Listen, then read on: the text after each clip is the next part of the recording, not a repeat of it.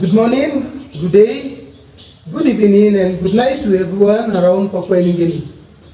My name is Exodus Jepet, and we are the third year students from the University of Goroka. It is a great honor for us to stand before you and say our thoughts on school fights. It is a big issue that affects many schools here in Papua New Guinea as a whole. This violence has become a major problem, causing harm not only to the students involved but also to the entire school community. School fights are not new in Papua New Guinea. Even in 2010, police expressed concerns that schools were not doing enough to stop a growing culture of violence after they had to intervene in a mass school fights reported on Radio New Zealand 2010. We choose this topic because we have seen and heard about these fights happening in schools across the country. It's not just in a big cities like Port Moresby or Lae, but in schools everywhere around the country. When fights happen, students feel unsafe, classes are disturbed, and learning is interrupted. A 2022 report by the National Research Institute highlights that violence in schools is one of the main reasons students drop out or are afraid to attend school. In this presentation, we will be discussing on the following points. Point number 1, why school fights happen. Our point number 2, the impact they have on students and schools. And our third point will be how we can address this behavior using behavioral development theories.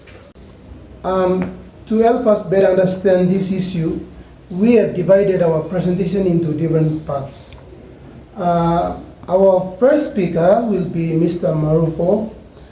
He will talk about some real-life examples of schools fights and explain the negative impacts they have on students and schools. Our second speaker will be Mr. Martin Wape. He will take us through the strategies that can be used to reduce school fights by applying Albert Bandura's behavioral development theory. After that, our third speaker will be Ms. Feldajek. She will continue with practical steps and preventive measures that schools and communities can take to promote positive behavior and prevent school fights. Our final speaker will be Mr. Matt Tawe. He will wrap up our presentation with a brief conclusion, summarizing the key points and highlighting our call to action. With that, I now invite our first speaker, Mr. Marufo.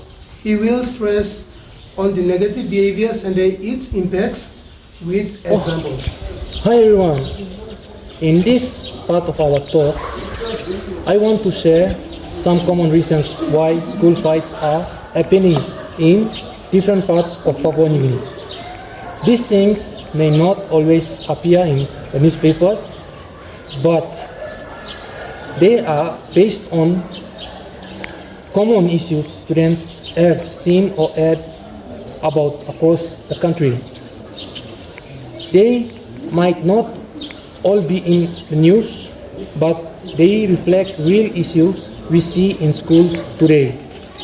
So, let me share some real examples. In April 2022, there was a fight between Mount Again Secondary School and Again Park Secondary School. It started because one boy got angry when another boy posted a picture of his girlfriend on Facebook. This personal issue got bigger when more students got involved. It led to 4 students dying and over 20 being injured. The fight spread into the town and people looted shops while the chaos was happening, stated in Post Korea 2022. However, in contrast, in June 2023, a fight broke out involving students from Port Moresby Technical College and locals from the Gabi community after a student was reportedly robbed near the Badiawa roundabout. The stolen items included 2 phones, school textbooks, a certificate, and a laptop. Attempts by student leaders to resolve the issue peacefully failed, and it had leading to a violent clash the next day in June 6. The situation escalated quickly, resulting in the death of 1 student and injuries to others. Despite police intervention, this incident highlights how unresolved conflicts can lead to serious violence in schools. The other example, in May 2013, at Leh, students from Bugandi Secondary School and Leh Secondary School fought after students from Leh Secondary School made fun of Bugandi Secondary School students on Facebook. When Bugandi students saw Leh Secondary students in town, they started the fight. When police came, but in all the confusion, a Bugandi student was shot by mistake and died. And another student was hurt, reported by RNZ News 2030. In many incidents across the country, and as we go through see the Leh Secondary School students and the Bugandis have fought. Another is an example stated, the fight at Embago Secondary School in Oro Bay erupted on March 28, 2025, when over 100 students became involved in a violent clash reportedly triggered by ongoing tension and unresolved issues among students groups. Police and education authorities stated that the violence escalated due to students attacking staff and others with dangerous weapons, prompting a strong zero-tolerance response. And for this, it has many issues, like at Mendi Secondary School in March 2002, a prefect was caught giving extra food to students from his own tribe. This made some students upset, and what started as a small problem turned into a big problem. Some students were hurt and others got suspended. I witnessed in 2020. And the final example is at Kagwa Secondary School in February 2021. 2 students were caught cheating on their exams. Instead of accepting their punishment, they brought older relatives to confront the teacher. The school had to send everyone home to stop things from getting worse. Reported in PNG Times 2021.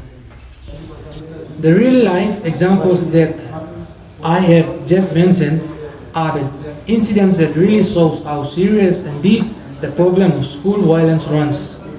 It's not just about simple arguments anymore. These fights are often tied to much bigger issues. Things like tribal differences, feelings of being treated unfairly, personal relationships, lack of proper discipline, and frustration with the system. And when these issues spill over into violence, it's not just about the students who suffer. The whole learning environment is destroyed, and the safety of both students and teachers is seriously at risk. This isn't just a problem for today anymore. It's something that affects the future of our education and our communities. If we continue to ignore these issues, they will only grow worse. So we believe it's time we take a hard look at what's fueling these behaviors and come together to address them so that we can build safer, healthier schools and communities for the generations to come. Thank you, Mr. Marufo. From me, we heard about the real-life issues about school violence around the country and its impacts. Now, I'd like to invite Mr. Wape, who will present the second part of our discussion. He will talk about the strategies to address school fights using Albert Bandura's behavioral development theory. Okay, now that we have talked about the causes and the effects of school fights, let's focus on how we can solve this problem. One helpful way is to use Albert Bandura's social learning theory. This theory says that people, especially young people, learn by watching others. If students see violence being accepted or rewarded, they may think it's okay to fight. But if they see peaceful behavior being praised, they are more likely to copy that instead. So let me say an example to explain this. In year 2018 at Yellow Secondary School in Southern Islands, a conflict broke out between students and people from Korani village. The argument started because of confusion over who should be the new principal. Instead of solving it properly, it turned into violence. One student died and the 3 dormitories were burnt down. This sad case shows how bad things can get when students follow the wrong example or when adults fail to set good ones. Thank you, Mr. Wape. From me, we have heard about these strategies to change such bad behaviors by applying behavioral development theory. Now, I'd like to call upon Ms. Jack. She will share with us some practical steps and preventive measures to promote peace and positive behavior in all schools in Papua New Guinea. Hello everyone. It's a pleasure to speak on this important issue. So, what can we do to stop this kind of behavior from spreading?